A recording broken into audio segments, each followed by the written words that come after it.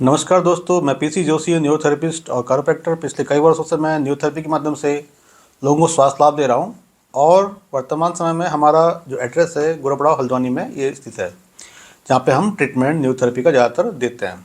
अलग अलग बीमारियों के लिए देते हैं, जैसे कि लीवर हो गया, किडनी की प्रॉब्लम हो गई, डाइजेशन का आपका प्रॉब्लम हो गया, डिस्क का प्रॉब्लम हो गया, डिस्क हर्निएशन का प्रॉब्लम हो गया, सर्वाइकल का हो गया, स्पॉन्डिलाइटिस का हो गया, स्पॉन्डिलोसिस का हो गया, स्पॉन्डिलोलिस्थेसिस का हो गया।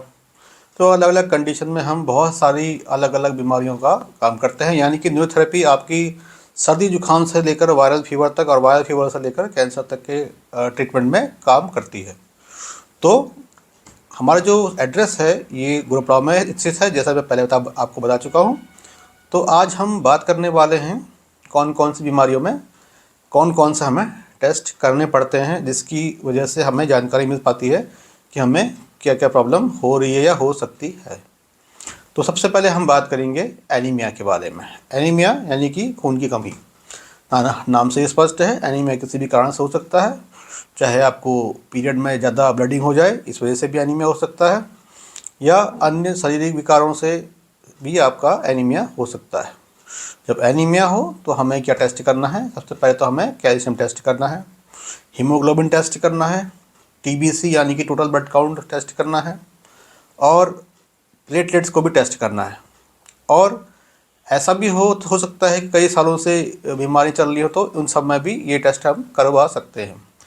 दूसरी बीमारी आती है इसमें बांझपन, यानी कि औरतों में जिसको हम बोलते हैं कि बांझपन की शिकायत है, यानी कि उनको बच्चे नहीं हो पा रहे हैं। तो ऐसे औरतों में हमें प्रोलैक्टिन की मात्रा को चेक करना चाहिए न्यूरोथेरेपी के हिसाब से और मेडिकल साइंस के हिसाब से भी। तीसरा होता है हमारा बार बार इन्फेक्शन होना या वायरल फीवर होना बॉडी में। तो जब हमें बॉडी में वायरल फीवर होता है या इन्फेक्शन होता है, तो उस समय हमारी WBC बढ़ जाती है, यानी कि सफ़ेद रक्त कणिकाएँ हमारी बढ़ जाती है बॉडी में। तो हमें WBC का चेकअप करना चाहिए। चौथा होता है सर्दी में बार बार, जैसे अभी सर्दियाँ चली रही हैं, तो हमें बार बार खांसी जुकाम इस टाइप की चीज़ें या वायरल फीवर या एलर्जी टाइप से होती रहती हैं। तो उसमें भी हमें WBC और साथ में इयोसिनोफिल्स को भी चेकअप करना चाहिए। अगली बात आती है हमारे बॉडी में, जैसे जैसे हमारे घर में कोई छोटे छोटे बच्चे होते हैं, वो मतलब बार बार चलते हैं गिरते हैं, चलते हैं गिरते हैं।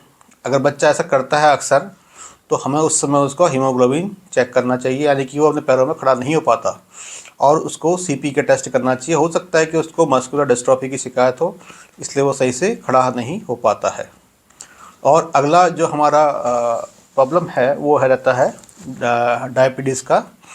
तो अगर डायबिटीज़ का शिकायत है तो शुगर चेक करना चाहिए, और पुरानी बीमारी रही हो, लंबे समय से रहा हो, तो ब्लड कोलेस्ट्रॉल भी हमें इसमें चेक करना पड़ जाता है, या आप टेस्ट करवा सकते हैं कहीं पे भी। अगला बीमारी हमारा आता है फिट्स का। फिट्स यानी कि एपिलेप्सी या फिट्स भी हम कह सकते हैं।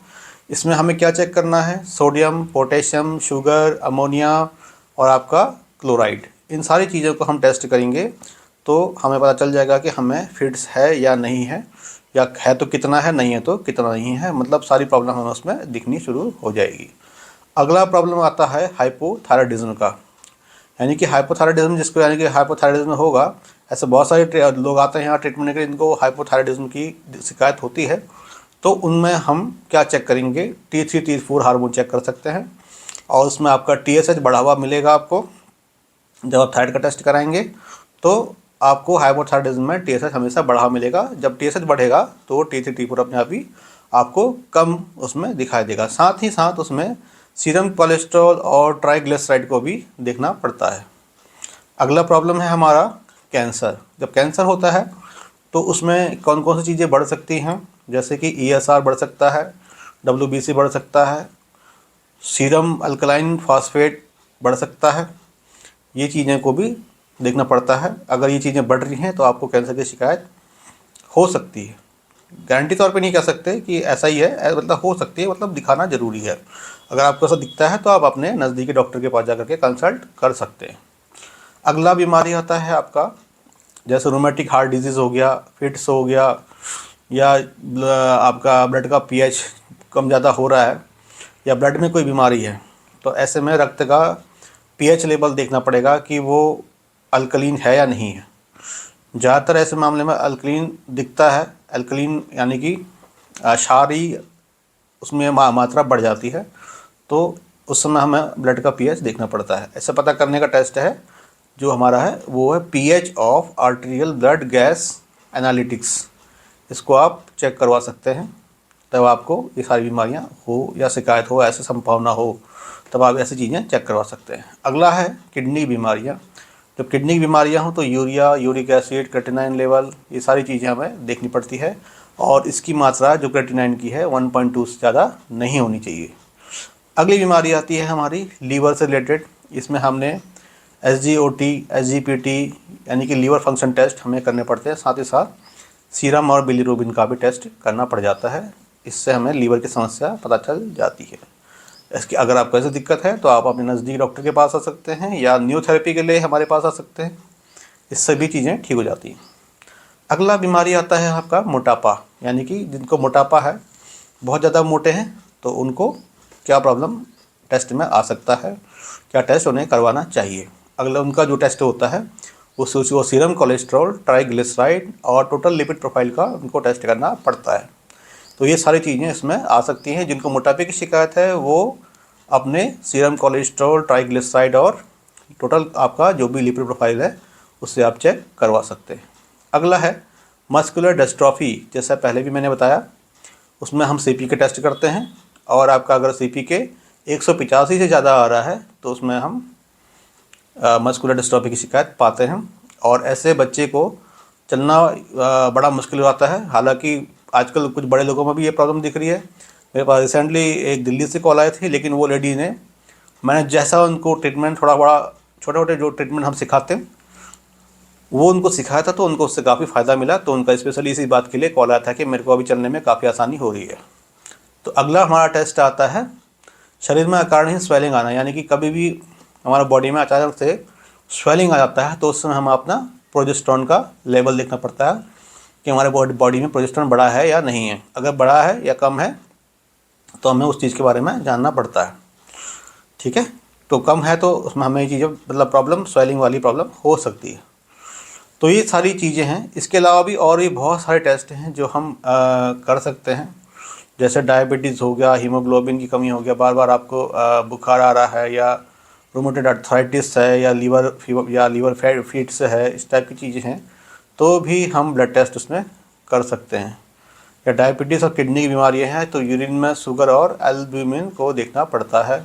अगर आपको टॉयलेट बिखरा हुआ आता है, अनपचा हुआ आता है खाना, यानी कि जो भी आप खाते हैं वो बध के नहीं आता, शेप में नहीं आता, तो आपकी बड़ी आंत में ब्लीडिंग हो सकती है, तो उसमें आपको स्टूल टेस्ट करने की ज़रूरत पड़ सकती है। हाइपोथायराइडिज्म में मैंने आपको बताया था कि थर्ड फंक्शन टेस्ट करने पड़ते हैं, और बाकी जो हड्डियों में कोई भी गड़बड़ी होगी तो उसके लिए आपको एक्सरे वगैरह करना पड़ता है, जो आप किसी भी ऑर्थोपेडिक के पास जा कर के करवा सकते हैं। हमारे पास तो नहीं है, हम भी लोगों को बाहर ही भेजते हैं, तो आप कहीं भी ऑर्थोपेडिक सर्जन के पास जा कर के या किसी भी गवर्नमेंट हॉस्पिटल या कहीं पे भी जा कर के आप करवा सकते हैं। केवल टेस्ट करवा सकते हैं, बाकी चीज़ तो यहीं आके ठीक होंगी, लेकिन थोड़ा बहुत वहाँ पे भी आपको राहत मिल जाएगी और पता चल जाएगा कि आपकी बॉडी में क्या प्रॉब्लम हो रही है या नहीं हो रही है। अगला है पेट की नलियाँ, यानी कि आंतें, जो उनमें दिक्कत होना या उनमें अल्सर होना। तो ऐसे अगर आपको शिकायत है, आपको ऐसा शिकायत लगता है, तो आप एंडोस्कोपी वगैरह या अल्ट्रासाउंड वगैरह करवा सकते हैं। उससे भी आपको काफ़ी चीज़ों का आइडिया लग जाएगा। अगला है यूट्रस की बीमारियां, या यूट्रस से रिलेटेड बीमारियां, या गॉल ब्लैडर से रिलेटेड बीमारियां, या किडनी से रिलेटेड बीमारियां, तो उसमें अल्ट्रासाउंड या सोनोग्राफी हम करवा सकते हैं। अगर आपको ब्रेन से रिलेटेड बीमारियां हैं, पैरालिसिस है, तो CT स्कैन या MRI से आपको पता चल जाएगा। हार्ट की कोई बीमारी है तो आपको ECG या 2D इको, इनसे पता चल जाएगा। अगर आपको फिट्स है, एपिलेप्सी है, या मिर्गी के दौरे पड़ते हैं तो EEG, ठीक है, इनसे भी आपको पता चल जाएगा। मोटर न्यूरॉन डिजीज़ है, यानी कि मांसपेशियों का फंक्शन के लिए जो जिम्मेदार होता है, तो उसके लिए भी आपको EMG करवा सकते हैं। उससे भी आपको काफ़ी आराम या पता चल जाएगा। जब पता चल जाएगा तो आपको आराम तो पड़ ही जाएगा, क्योंकि फिर इसके बाद आप न्यूरोथेरेपी का ट्रीटमेंट लेंगे तो आपको काफ़ी आराम पड़ जाएगा। अगर आपके बॉडी में ब्रेन और नर्वस सिस्टम की बीमारियां आपको दिखाई देती हैं, आपको लगता है कि मेरे नसों में ज़्यादा प्रॉब्लम आ रही है या मेरे ब्रेन का ऐसा कुछ दिक्कत आ रहा है, तो आप उसमें MRI करवा सकते हैं। अगर आपको ऑस्टियोआर्थराइटिस या हड्डियों की जैसी बीमारियां हैं, या आपको लगता है कि हड्डियां खोखली हो रही हैं, ऑस्टियोपोरोसिस हो रहा है, तो इससे आपको बोन डेंसिटी का पता लगाना पड़ेगा। बोन डेंसिटी टेस्ट करवा सकते हैं। बोन डेंसिटी टेस्ट पता नहीं हल्द्वानी में है या नहीं है, वो मुझे पता नहीं, लेकिन बाहर इसका टेस्ट होता है और उससे हम अपने बॉडी के बारे में पता लगा सकते हैं। तो ये सारी जानकारी मैंने आपको किस बीमारी में कौन कौन से टेस्ट अलग अलग करने पड़ते हैं, ये कर सकते हैं, उसके बारे में बता दिया। अगर आपको इससे रिलेटेड और वीडियो चाहिए तो मैं वो भी बता दूंगा आपको। तो अधिक जानकारी के लिए हमारे चैनल को लाइक, सब्सक्राइब, शेयर करें और अधिकतम लोगों तक पहुंचाएं, ताकि मैक्सिमम लोग इन जानकारियों का अपने स्वास्थ्य के प्रति यूज़ कर सकें और लाभ उठा पाएँ। तो अभी के लिए इतना ही।